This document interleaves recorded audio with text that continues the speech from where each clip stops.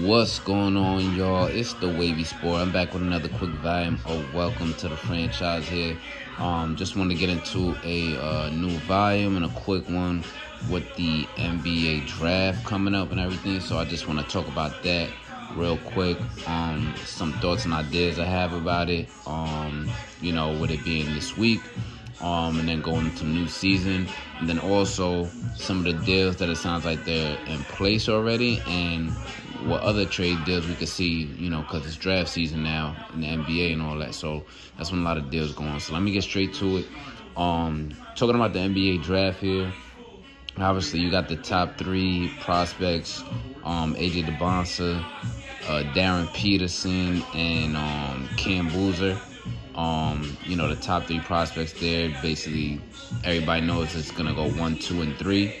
But what I'm saying here, what I think is going to happen, and I've been saying it for a long time, I think what's going to end up happening still is that DYBANTSA, of course, is going to get drafted number 1 by the Wizards. Peterson, of course, is going to get drafted number 2 by the Jazz. And then they're going to do the swap. They're going to swap hats after that. I think it just makes too much sense with DYBANTSA being in Utah, seeing how close he is with his family. And, of course, any prospect, they're going to listen to their moms. Like, no, you gonna stay here and finish school, little nigga. Like, you going to school in BYU, which I believe is in Utah, but you going to end up staying there. You know what I'm saying? You're going to finish your education there because that's what mom said. So I think that's a factor. At the same time, I think from what he was saying before, he likes it in that area. He would rather stay in that area and everything. So it only makes sense. I think he would be a nice little fit and an addition to that roster as well. They got a lot of young guns there. Ace Bailey. I don't know if it's Keyshawn or Keontae George. My bad on that. I think they're twins or close in age as brothers, but you got one of the George brothers there that's coming up as a point guard. You got Ace Bailey there, so you got a couple young guns there. Sense Ball comes off the bench. He's tough, so you got the young guns there, and then you got the vets.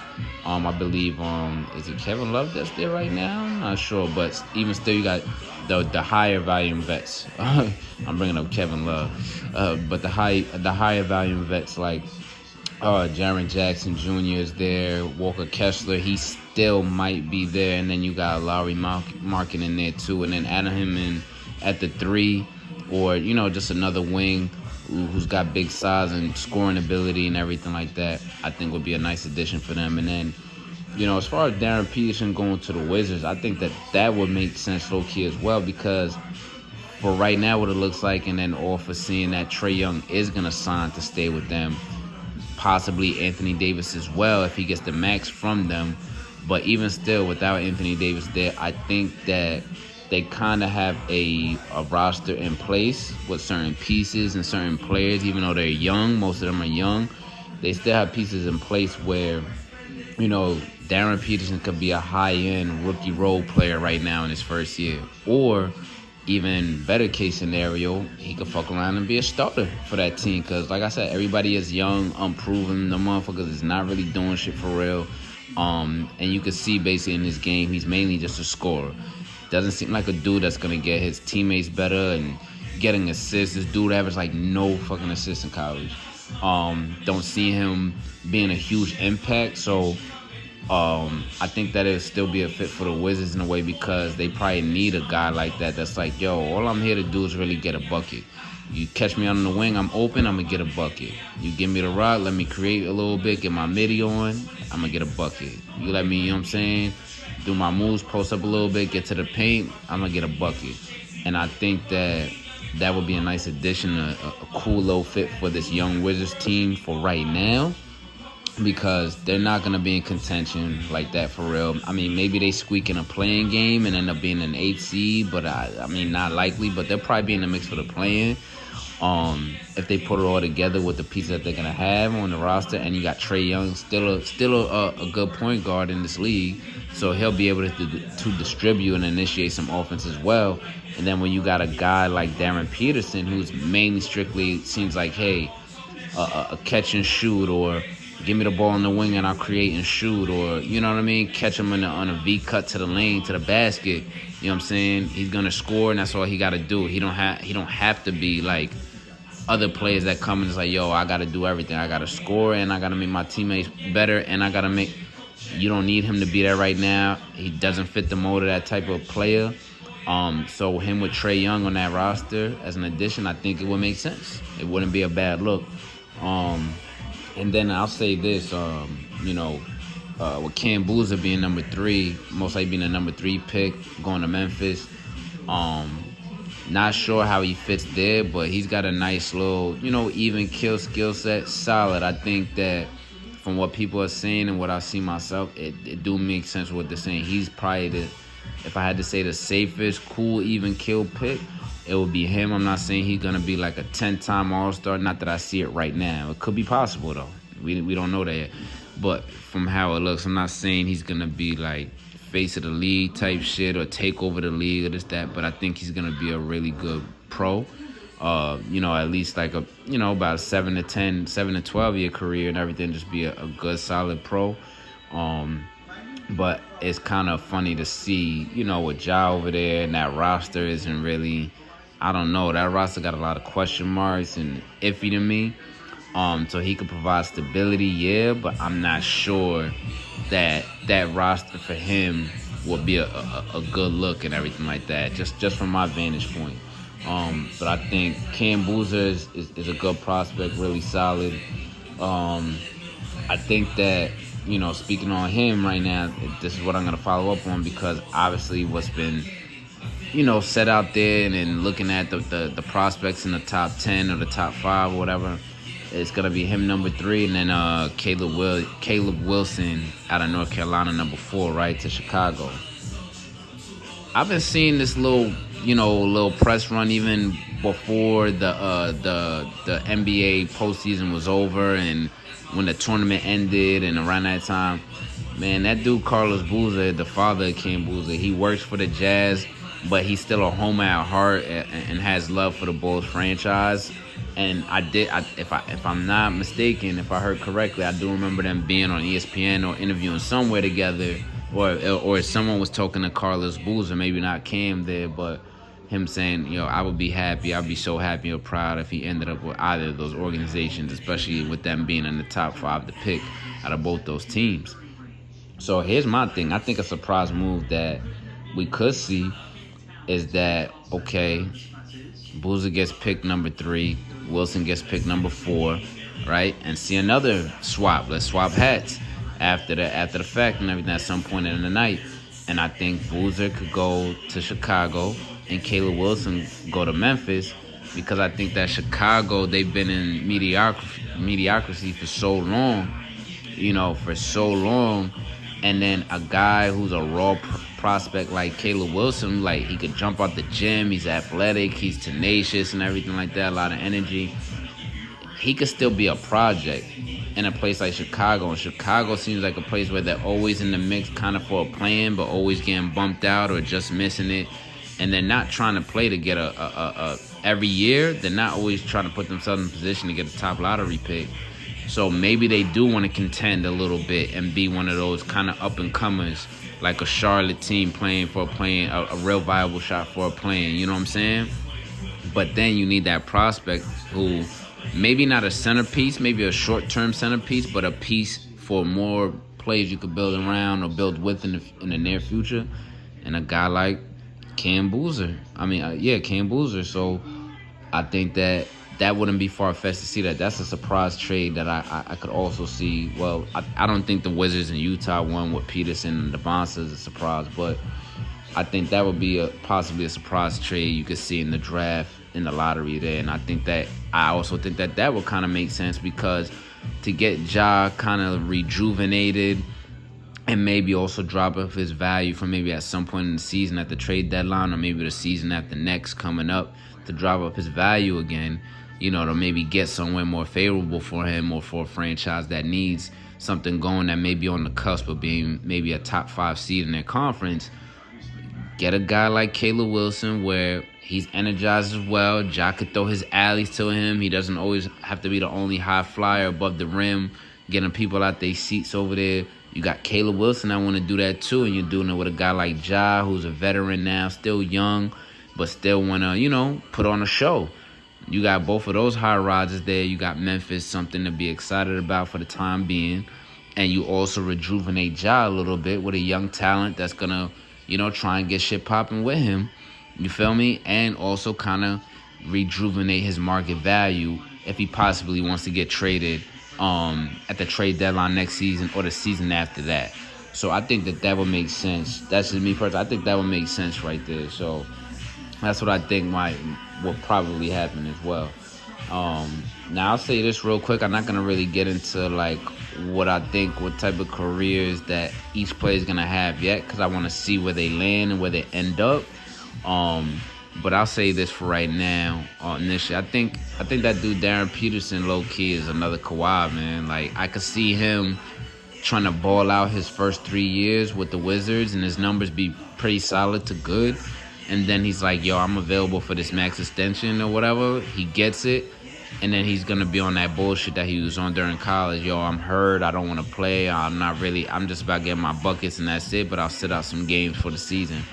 I think I could see that happening with him and being on that type of shit, especially on a team like the Wizards.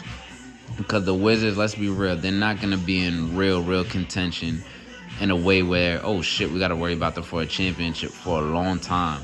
And you think a young player like that, whether he's that competitive and has that mindset, like he really want to be a true champion or not, a young kid like that is gonna be like, yo, let me just get my bag and I do what I want to do, because I know I'm a bucket, but I know I don't have to go all hard all the time like that, especially with the cramping. He doesn't want to play he doesn't want to play unless he's fully 100%. It does seem like his mind is all the way there and his heart is really all the way there and in it for the game. So that's why I could say, like, in that aspect, that motherfucker's like Kawhi. And the shit that was low-key pissing me off is, like, way before this, even during, like, when it was late in the college basketball season, like, right before the tournament and everything like that, niggas over here talking about, yeah, his athleticism and his skill set and this and that is similar to Kobe. I'm like, no, the fuck it ain't. I ain't gonna hold you. I seen some highlights. I seen a game or two during that time, and this is someone who doesn't always be locked in on college basketball like that, although this was a fun season to catch a couple games in some of the tournaments. I did not see mannerisms or athleticism like Kobe. Like, yes, a scorer and all that, whatever, maybe that, but I saw Kawhi. Mannerisms, body movement, shot type, all of that, how you see how he is and approaching the game, his vibe during the game, it's Kawhi to me. And then off the court also, it's Kawhi. And then I'm also seeing comparisons for him now to Anthony Edwards, and I'm like, I don't know about that. But, we could be surprised. Maybe he goes to the Wizards and he really makes shit lit. You know what I mean? Maybe he was operating a certain way at Kansas for reasons unknown that we don't know behind the scenes. So we'll see. Some of the comps I'm hearing for AJ DYBANTSA, Jaylen Brown, Andrew Wiggins, and then one that I think he put the comp on himself, Tracy McGrady, which, looking at his game and look at how crazy he is, like jumping out the gym and some of the creative moves he has going to the basket and creating a mid-range game, I could see a little bit of Tracy there. I could see a little bit of that. I could also see that, because you never know. This is one of the things that in the past, I'll say 5 to 10 years, I haven't really liked about the draft is you'll have some prospects that look like this or multiple that look like this in a draft class that's deep like this, at least within the first 20 picks or so. And they look good, this, that, and then they just end up being one of those pros who are like an Andrew Wiggins. Andrew Wiggins is not terrible. And he ain't the greatest, but he's just a, good, solid pro. Like, and I wouldn't be surprised if AJ DYBANTSA did end up being like that, which is not bad. But I think he does have just a little bit of that T-Mac comparison to him. Jaylen Brown, not sure if I see that, maybe because of the athleticism. But Jaylen Brown is a fucking dog. I've always thought that of him since he came out. I think that Jaylen Brown is a dog, and we've seen that time and time again once he started ascending more in his prime, especially that first series against the Warriors where they lost in the finals. I thought that for the Celtics, Jaylen Brown was the best player on the floor for them, and he was just going full head of steam just before he got his three-point shot up. in that series, and then we saw what he did in the finals, also winning the MVP against the Mavs, and what he's done this season as well.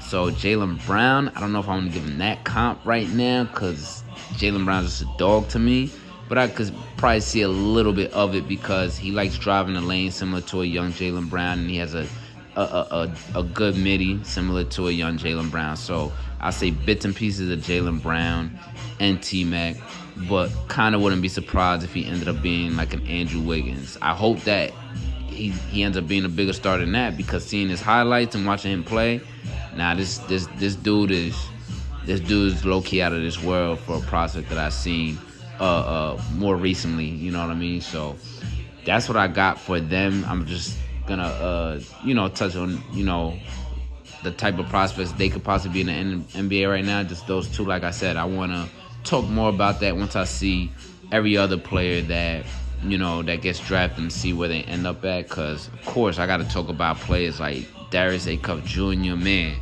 that motherfucker's highlights and what he was doing in the tournament was crazy. I like what I saw from Caleb Wilson when I was able to dive into his game. Keaton Wagler, I like what I saw when I was able to dive into his game. A bunch of other players, but like I said, I want to talk about that more once I see where they land. So next, I'll just tap in real quick about the Giannis trade situation. To me personally, I think it is crazy that this Celtics trade is really real, and it looks like this is basically 97% true at this point. We just gotta wait until tomorrow. To me, it's crazy because I think that, I think that breaking up Tatum and Brown is stupid, but I get it. I get it. With all that dumb shit that Jaylen Brown, just like I still gave him, all that credit about how I think he's a dog and a great player, all that, but I think it was still stupid. Some of those comments that he made during or after the postseason and everything like that. It's just like, yo, you and Tatum are the fucking team. Everything got to circulate and build around y'all. Don't break that shit up because y'all have another championship run in y'all together. And y'all both still young as fuck. Still in y'all mid-20s? Y'all have another championship run or two in y'all together. So I think it's stupid, but I get it, because when you make certain type of inflammatory remarks on your social media or whatever the fuck, you know what I mean? It's still business. You give these niggas a little inch, they gonna go a mile with it. Like, word? This is how you feel? What you saying out there? I bet not everybody eating it up. All right, nigga, what's up? We gonna see the value we could get for you, especially if it's a good offer for us to get that ring right away without you. Yeah, we got one with you, use the MVP, but we watch. So I get it with that standpoint, even though I think it's dumb. So Giannis, basically, it's between the Celtics and the Heat. With the Heat, kind of crazy. I think it would make sense a little bit. You send somebody like Khalil Ware over, who could probably start building up more as a quiet star for a Milwaukee franchise. Tyler Hero, who I think he's like a hometown kid from that area. He's already a quiet, kind of a quiet star, little scorer for the Heat, going over there, and whatever pieces they could send over there. Wouldn't be a bad look. Bam and Giannis. Now you just kind of got to find ways now to maneuver to get that front court stronger, back court stronger and everything, now that you don't have Hero in the mix. So I don't know if that even is a good look. But the Celtics, to me, him and Tatum, I don't know. I think it could work, but something tells me that even if they do this trade, it's not going to result in a championship even within the next 2 or 3 years. And Giannis is going to his age 30, 31 season. So I'm not sure. They are, of course, they always a problem. Even before they had Giannis, they're always a problem in the fucking East. They're going to be a problem. Maybe they do make it to the finals. I don't know, but I wouldn't call that a stamp guarantee, even though they make that trade. What I was saying even before this, I now haven't recorded as consistently in a minute, putting out volumes, but I still talk the game, still pay attention, still, have my thoughts. But I was saying a couple dark horse candidates, like out of nowhere on some left turn shit. The Mavs make a trade for Giannis. there was a story out there in little reports that him and Masai Ujiri have a tight kind of relationship because I think them both being Nigerian, right? The Mavs, and I think that you see how Wemby and his young crew, they made a turnaround within what, two to 3 seasons. They were already in the finals. Who's to say that with Giannis and with Cooper Flag, especially how that white boy's going crazy in the last, 40, 50 games of the season last year, 30 games or some shit. Who's to say he's not ready to make a big leap? And then if they keep Kyrie as well with Giannis, if they decide to keep Kyrie with Giannis and he's healthy for a majority of the season, and maybe they get another little role player piece that's just solid, or at point guard or whatever. Let's say they're able to miraculously poach or get somebody like a Drew Holiday. Who's to say they can't fuck around and be in at least the Western Conference Finals with Giannis? So Giannis, I get it. They're young over there, this, that, but you still got pieces there where it's like, and then you have Giannis himself. That's still a contender. If the way Cooper Flag was going and the way now these top prospects that are taking it seriously, that they're top prospects in the league coming in, you never know. He could be low-key like a Wemby where he's carrying Giannis carry the Mavs to a Western Conference Finals or even a fucking Finals. And then my other dark horse candidate or out of left field kind of candidate would be the T-Wolves, but I don't think this is why it doesn't happen. I don't think they're going to be willing to part with some of the players that they got that's part of their core that all gel together, and it's kind of smart because I know if you're the Milwaukee Bucks, you're not just asking for Randall and Goldberg and DiVincenzo. No, you're going to ask for Nas Reed, maybe even Jaden McDaniels, and the rest of them young motherfuckers they got to come off the bench. Shannon and I forgot the other young boy that came out of UCLA. But you're going to ask for players like that, and the Wolves are probably like, nah, we got a good nucleus bonding. Been in the Western Conference 2 times. Okay, got bumped in the second round this year. Maybe we make some other unilateral plays to get a little bit more size, a little bit more athletic, or a big man that can shoot a little bit. Or is that going to give other big men that are a little bit more slow-footed a run for their money, being more athletic than Rudy and everything like that? So I would say the Wolves, but I know what it would take and what they would have to give up, and I don't think Minnesota would be willing to do that. But if they did, that shit would be fucking crazy. So that's my thoughts on that. Other than that, I'm also thinking about, what other trades could happen? What other trades could we see during the draft, after the draft? All right. So speaking of that, I just seen the trade. Julius Randle's going to the Brooklyn Nets.